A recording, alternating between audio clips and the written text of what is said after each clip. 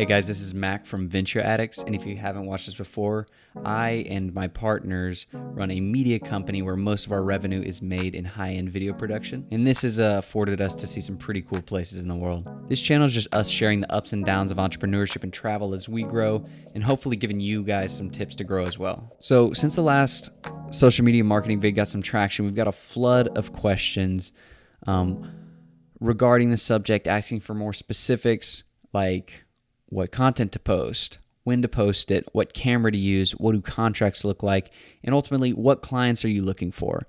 So I compiled all those questions and kind of simplified them down to 4 basic principles that you need to run a successful social media marketing agency in the year 2018. Just a disclaimer, social media marketing was a really good source of revenue for us in the beginnings of our business, but now we've really shifted our focus to cinema quality video production for clients. It's not that social media marketing wasn't making us money. It's just as a business, we had the resources to invest in the equipment to really double down on cinematic video. So I just want to knock that out of the way. We don't manage social media anymore, but we did a lot. And I really worked on our principles on what worked for us, and that's kind of what I'm sharing for you. But I just wanted to knock that out of the way. Another disclaimer, this is my opinion on the things. I really think you should implement your own ideas as well as my opinions to see what works best for you and what's most profitable for you. So without further ado, here are my 4 principles on how to run a successful social media marketing agency in 2018. So what content to post? A mix of native videos for the actual business, and then sprinkle in some content that's relevant, some viral content that's relevant to the industry. As always, give credit to the original poster of that viral content. I don't want any copyright infringement. Y'all better not do that. Just an example, let's say it's a chiropractor. Monday, Wednesday, Friday, post a picture you took at the venue or at the business location, maybe somebody getting work done, maybe somebody healing, and then in the caption, what's going on? Why should you come here? Maybe something going on festive-wise, coming up soon, something like that. Why should a viewer of your content go to that location? So that's going to be your relevant content to that actual business. Then you can sprinkle in Tuesday, Thursday posts of viral content, maybe something like satisfying back cracking videos, something that has that share factor that's going to get a lot of eyes, a lot of comments, and going to stir up a lot of interaction to spark that algorithm. Also, Geo Tags are really big for the Instagram algorithm right now, so be sure to geotag everything from story posts to timeline posts, regardless of what style of content it is. And in addition to that, geotag the smallest community you can, really, not the state, the country, or any big things. We've seen that even if it's a small community, you might not think a lot of eyeballs are on it. Actually, if you go into the analytics of your story, you get more story views for the smaller communities because it's more likely to hit that community story. For example, say we're in Cypress, Texas, where we are right now. We usually see anywhere from 100 to 200 additional eyeballs on our story if it makes the Cypress, Texas story. But we've tagged Texas before. It's made the Texas story, but you'll see that it only gets about 2 to 3 viewers on it. That's because so many people are trying to get to the Texas story, it only stays on the Texas story for, I don't know, a couple minutes. Okay, what camera to use? Without a doubt, the most overthought factor in all of this, and it's probably the question we get most often is, what camera do I use? I don't have a budget for a high-end camera. I'm not a professional photographer, videographer. I don't know how to do this. That's fine. I understand. It's easy to look at these really pretty pictures on Instagram and think, wow, I could never take a photo like that. But chill out for a second. You don't need a high-end camera. You don't need to go out and spend $10,000 to get this beautiful rig. It would be a waste of your money. That being said, here are a couple of my favorite cameras that you can use that would take high-quality pictures. Sony a7 II. Anything in the Alpha family is really good. Sony a6500 is a cool one. Panasonic GH5 or GH4, Canon 5D. Those are things that if you had a decent budget, you could get. Now, I actually have a challenge. I thought of this a couple minutes before recording the video. I have a challenge for you. I want you to close a social media marketing deal where you're handling somebody's Instagram or Facebook photos, and you're going to do it with only an iPhone with portrait mode. If I were to start all over again and I had the knowledge I do now, but I had none of the cameras, I swear to God, I would go straight for the iPhone with portrait mode and I would close deals all day. Have you seen the photos with iPhone portrait mode? It's insane. Here are a couple examples. Here, here, and here. Are you telling me that if a client saw those photos and you said you're going to post these to their profile all day, and if you can't close a deal with these beautiful iPhone photos, then you probably need to pick a different career or something like that, because these photos look insane, like I said. Also, download Lightroom. It's the software we use both on mobile and on computer to edit all photos. If you want a video on a simple tutorial, I think there's a lot out there, but if you want one, go ahead and leave a comment in the comments section. And here are a couple things you need to look out for when choosing what business to reach out to. They need to have a high enough cost service offering that warrants the aspect of saying, hey, I only need to bring you X business to pay for myself, because that's a super strong selling point. I keep going back to chiropractors. I'm going to stick there. A chiropractic service can cost $3,000 a month. If you're charging what we've talked about, the contract size before, $1,000, you literally need to bring in one patient to pay for yourself 3 times over. Simple as that. And if you can, that can apply to any business that has high cost services. And here are a couple other examples. Dentists, orthodontists, plastic surgeons, car dealerships, zoos, theme parks. You get the point here. Either they have a high cost business or they're doing enough business that warrants the cost of you.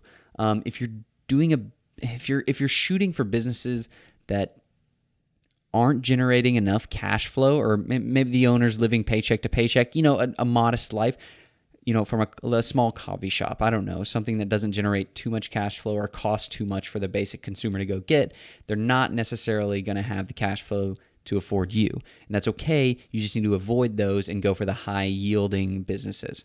It'll be easier for you to sell to them. As an added bonus, I wanted to give you guys an example pitch email to a chiropractor. And I wrote it a few minutes ago. I'll read it straight from my computer screen just to make sure I get it right. Hey, insert chiropractic business name here. I drive by your location on my daily commute and absolutely love it. I've actually thought a lot about chiropractic myself and have been doing a lot of research on the subject. It led me to looking at your company's Instagram to see if you had any content of the inside of the facility so I could learn a little bit more about what people were talking about and what you guys offer. But I didn't see much. Unfortunately, this stopped my thought process about chiropractic and got me thinking about social media in the chiro world.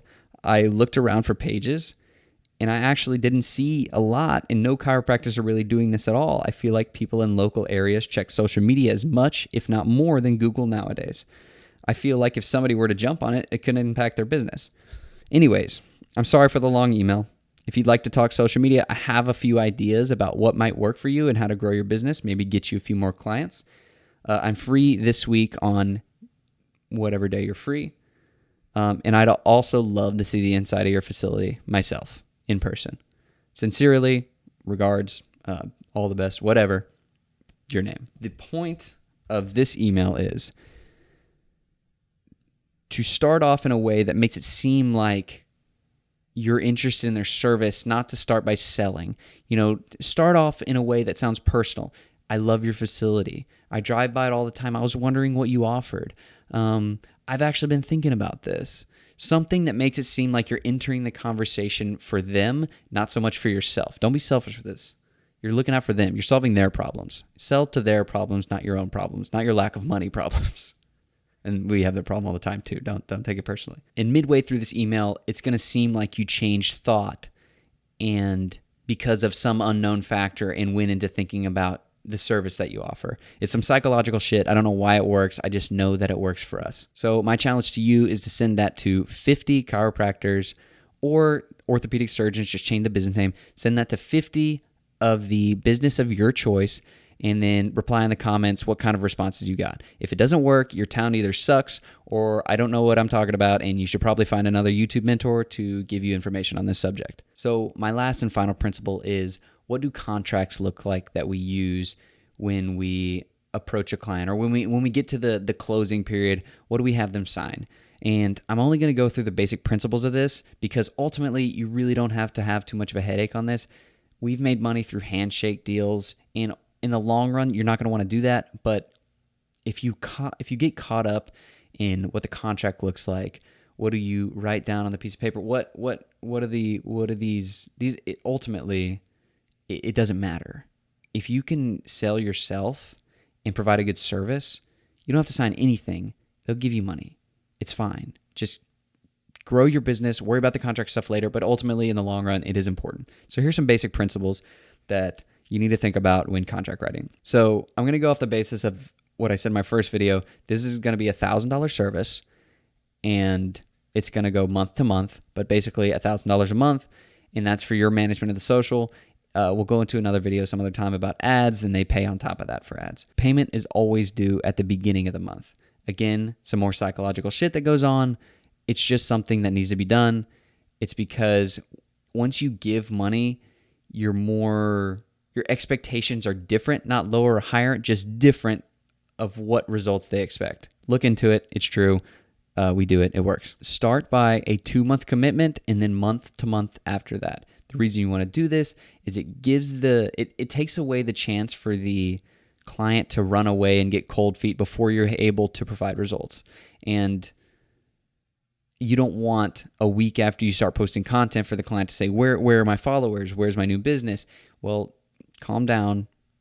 It takes some time to work.